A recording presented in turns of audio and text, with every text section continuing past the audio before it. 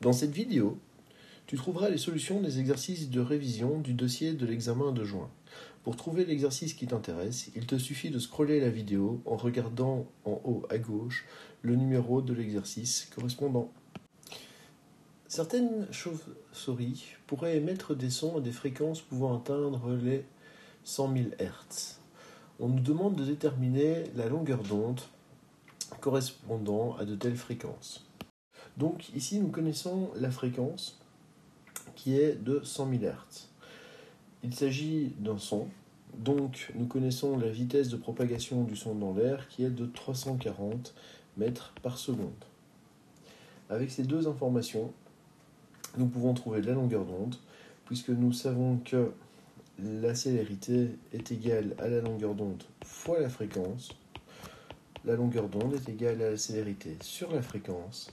C'est égal à 340 divisé par 10 exposant 5. Et nous trouvons 3,4 fois 10 exposant moins 2 mètres. On nous demande de déterminer le domaine des longueurs d'onde audibles pour l'oreille humaine. L'oreille humaine va percevoir un son si la fréquence d'émission est comprise entre 20 Hz et 20 000 Hz. Nous savons également que la vitesse de propagation du son dans l'air est de 340 mètres par seconde. Nous savons que la longueur d'onde est égale à la célérité sur la fréquence. Donc, notre fourchette de longueur d'onde va être donnée par la célérité divisée par la plus petite fréquence et par la célérité divisée par la plus grande fréquence. Nous avons donc 340 divisé par 20 et d'autre part 340 divisé par 20 000. Nous avons donc 17 mètres et nous avons 0,017 mètres, soit 1,7 cm. La longueur d'onde perçue par l'oreille humaine est donc comprise entre 1,7 cm et 17 mètres. Au passage d'une onde sonore, les molécules composant l'air vibrent selon l'équation suivante. On nous demande de déterminer la fréquence de cette onde ainsi que la vitesse de propagation. Alors, la première chose que nous allons faire, c'est comparer l'équation particulière qui nous est proposée à l'équation générale de la propagation d'une onde. En comparant les différentes expressions, la partie avec le temps correspond donc à 2πt fois la fréquence. Nous avons également vu que cette partie pouvait se noter 2πt sur la période. Et la partie avec le x correspond donc à 2πx sur lambda. En égalant ces parties, il va nous être possible de déterminer la fréquence et la longueur d'onde. Donc, pour la première expression, les temps se simplifient et nous allons donc trouver que la fréquence est obtenue par l'expression f est égal à 10,7 fois 10 exposant 3 sur 2π. Et nous trouvons comme valeur de fréquence 1702,95 Hz. Pour déterminer la longueur d'onde, ici nous pouvons simplifier les x et en isolant la longueur d'onde dans l'équation restante, nous trouvons donc que la longueur d'onde est égale à 2π divisé par 31,3, ce qui nous fait approximativement 0,2 mètres. Maintenant que nous connaissons la fréquence et la longueur d'onde, nous allons pouvoir venir déterminer la célérité, puisque la célérité est égale à la longueur d'onde fois la fréquence. Nous avons donc 0,2 multiplié par 1702,95 et nous trouvons comme vitesse de propagation 341,85 mètres par seconde. Au centre d'un stade de football, le son produit par une foule peu nombreuse est mesuré avec un décibelmètre. Celui-ci indique 57,4 décibels. On nous demande de déterminer le niveau sonore indiqué par le décibelmètre si la foule est 4 fois plus nombreuse. Ce qui est important dans cet exercice, Ce n'est pas le nombre de décibels, mais l'intensité sonore, donc la puissance émise par la foule. Commençons par calculer l'intensité lorsque la foule est faible. La relation que nous allons utiliser est la suivante. Lorsque la foule est faible, nous connaissons le niveau sonore 1 de 57,4 décibels ainsi que l'intensité seuil qui est une constante. Notre relation devient donc, en résolvant cette équation, nous allons pouvoir déterminer l'intensité lorsque la foule est faible. Donc, nous allons avoir 57,4 divisé par 10 est égal à log de l'intensité sur l'intensité seuil, donc 10 exposant moins 12. Nous avons donc 10 exposant 5,74 est égal à l'intensité sur l'intensité seuil. Nous isolons l'intensité et nous trouvons que cette dernière vaut 5,5 fois 10 exposant moins 7 watts par mètre carré. Si la foule est 4 fois plus nombreuse, l'intensité, donc la puissance par mètre carré, sera 4 fois plus grande. Donc I2 est égal à 4 fois I1. Et nous avons donc comme valeur de I2 2,19 fois 10 exposant moins 6 watts par mètre carré.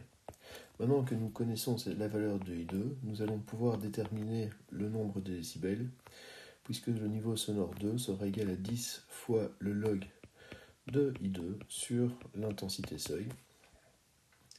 Et nous avons donc 10 fois le logarithme de 2,19 fois 10 exposant moins 6 sur 10 exposant moins 12, et nous trouvons comme valeur 63,4 décibels. Une source produit un son à une fréquence de 500 Hz. La somme des modules des deux vitesses de cette source et d'un observateur est de 30 mètres par seconde. On nous demande de déterminer la fréquence perçue par l'observateur si seul l'observateur se déplace vers la source, seule la source se déplace vers l'observateur, seul l'observateur se déplace en fuyant la source, les deux se déplacent l'un vers l'autre à des vitesses de même module. Ensuite, nous devons étudier la fréquence perçue si les deux se déplacent dans la même direction à la même vitesse, l'observateur étant devant. Et même question, si cette fois-ci c'est la source qui est devant. C'est un exercice traitant de l'effet Doppler. Pour rappel, la fréquence perçue par un observateur va être différente de la fréquence émise par la source si l'un des deux est en mouvement par rapport à l'autre. La formule générale dit que la fréquence perçue par le récepteur est égale à la vitesse de propagation du son dans l'air plus ou moins la vitesse du récepteur en fonction du cas, divisé par la vitesse de propagation dans l'air plus ou moins la vitesse de la source en fonction des cas, le tout multiplié par la fréquence de la source. Pour rappel, la vitesse est considérée positive dans le sens de propagation du son depuis la source vers notre observateur ou récepteur. Dans le premier cas étudié, nous avons l'observateur qui se déplace vers la source. Il faut commencer par réaliser un schéma de l'observation. Donc, notre observateur est en mouvement vers notre source, qui, elle, est fixe. Le sens positif du repère est le suivant. Le sens de propagation de la source vers l'observateur. La vitesse est négative, mais il faut bien utiliser un moins dans la formule. La formule que nous allons donc utiliser est la suivante. Fréquence perçue par notre observateur est égale à 340 plus la vitesse de notre observateur, donc 30, divisé par 340 fois la fréquence d'émission qui est ici de 500 Hz. Et nous trouvons comme fréquence perçue par la source 544 Hz. Dans le deuxième cas, la source se déplace vers l'observateur. De nouveau, commençons par schématiser la situation. Nous avons notre source qui est en mouvement vers l'observateur, donc vitesse de la source, et l'observateur, quant à lui, est au repos. Nous indiquons le sens de propagation du son depuis la source vers l'observateur pour obtenir le sens positif. On remarque ici que la vitesse de la source a donc une valeur positive, mais il ne faut pas oublier que dans la formule, les signes sont inversés, et donc nous allons utiliser un moins. Notre équation devient donc la fréquence du son perçu par le récepteur est égale à 340 divisé par 340 moins 30, le tout multiplié par 500. Et nous trouvons comme valeur 548 Hz. Dans le troisième cas de figure envisagé, seul l'observateur se déplace en s'éloignant de la source. La vitesse de l'observateur est donc positive dans le repère. Nous allons utiliser un moins dans la formule. F' est égal à 340 moins 30 divisé par 340 multiplié par 500. Et nous trouvons comme valeur 456 Hz. Dans ce quatrième cas, les deux se déplacent l'un vers l'autre avec des vitesses de même module. Dans l'énoncé, il est bien stipulé que la somme des modules des deux vitesses de la source et de l'observateur vaut 30 mètres par seconde. Puisqu'ils sont tous les deux en mouvement avec des valeurs de vitesse identiques, chacun se déplace à du 15 mètres par seconde. Une fois le schéma réalisé, nous remarquons que la vitesse de l'observateur est négative. Il y aura donc un plus dans la formule, et la vitesse de la source est positive, il y aura donc un moins. La formule que nous allons utiliser est donc la suivante. 340 plus 15 sur 340 moins 15, le tout multiplié par 500. Et nous trouvons comme valeur de fréquence reçue 546 Hz.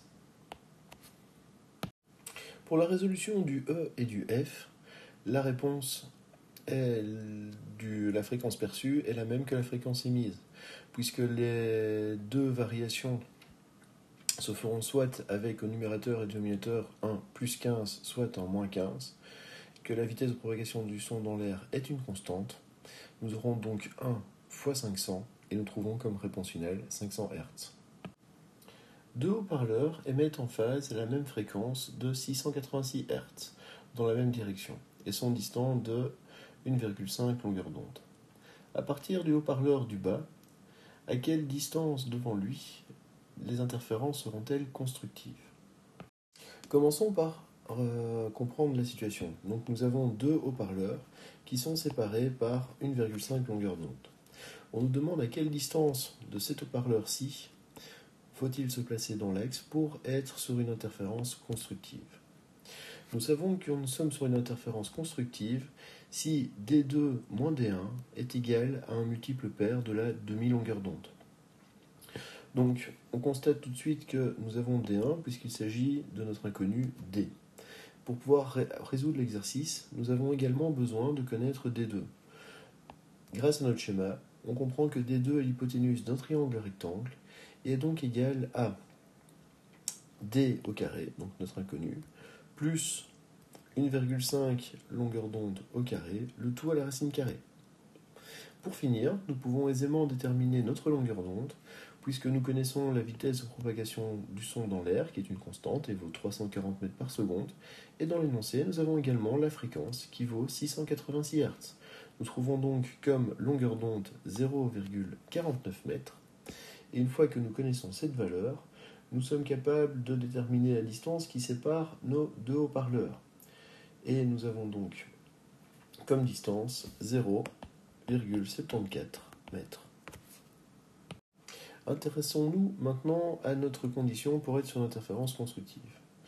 Nous savons que nous sommes sur une interférence constructive si la différence des deux distances est égale à un multiple pair de la demi-longueur d'onde. Posons pour commencer k égale 0. Dans ce cas, nous avons D2 moins D1 qui est égal à 0, ce qui implique que D2 est égal à D1. Nos deux distances D1 et D2 sont donc parallèles, ce qui implique que nous aurons une interférence constructive à l'infini. Recommençons maintenant en posant que K est égal à 1. Nous avons donc D2 moins D1 qui est égal à 2K fois lambda demi avec K qui vaut 1. Donc D2 moins D1 est égal à la longueur d'onde, soit 0,49 mètres. Nous savons que la valeur de D2 est donnée par D carré plus 0,74 au carré, le tout donc à la racine carrée, moins D1 donc D, et c'est égal à 0,49. Maintenant, en résolvant cette équation, nous allons pouvoir trouver la valeur de D. Donc, la racine carrée de D carré plus 0,74 au carré est égale à 0,49 plus D. Il en ressort que D carré plus 0,74 au carré est égal à 0,49 plus D, le tout au carré. Nous avons donc D carré plus 0,74 au carré qui va être égal à 0,49 au carré plus 2 fois 0,49 fois D plus D carré. Nous pouvons simplifier nos D carrés. Il nous reste donc 0,74 au carré moins 0,49 au carré est égal à 2 fois 0,49 fois D. En isolant D, nous trouvons comme valeur 0,31 mètres. Si maintenant K est égal à 2, D2 moins D1 est égal à 4 demi lambda, ce qui nous fait donc 2 lambda, soit 0,98 mètres. Notre équation devient donc D carré plus 0,74 au carré moins D est égal à 0,98. La résolution de cette équation va nous amener à une partie qui va être négative. Donc D est négatif et est situé derrière les haut-parleurs. Cette solution sera donc à rejeter puisque l'énoncé précisait bien pour quelle distance située devant les haut-parleurs. Il y a donc deux réponses possibles, soit à l'infini, soit à 0,31 mètres. La vitesse de propagation d'une onde le long d'une corde est de 435 mètres par seconde. La longueur de la corde est de 33 cm. Cette corde fait partie d'un violon. Lorsqu'elle est pincée, elle vibre selon la fréquence fondamentale de la corde. On nous demande de déterminer cette fréquence. Lorsque la corde vibre au niveau du fondamental, nous remarquons que la longueur est égale à la demi-longueur d'onde. Nous connaissons la longueur de la corde, 0,33 mètres. Il en ressort que la longueur d'onde du fondamental est de 0,66 mètres. La fréquence est donnée par la relation célérité sur la longueur d'onde. Nous connaissons la vitesse de propagation de l'onde, 435 mètres par seconde, et nous venons de trouver la longueur d'onde, 0,66. Nous trouvons donc la fréquence de 659 Hz. Lorsque la violoniste appuie légèrement sur la corde, à une distance égale au tiers de la longueur de la corde, à cet endroit se produit un nœud de vibration. On nous demande de déterminer la fréquence de ce mode. Donc ici, puisque au tiers il y a un nœud, on peut donc en conclure que si ceci correspond au tiers de notre longueur, nous avons ici un deuxième tiers et un troisième tiers.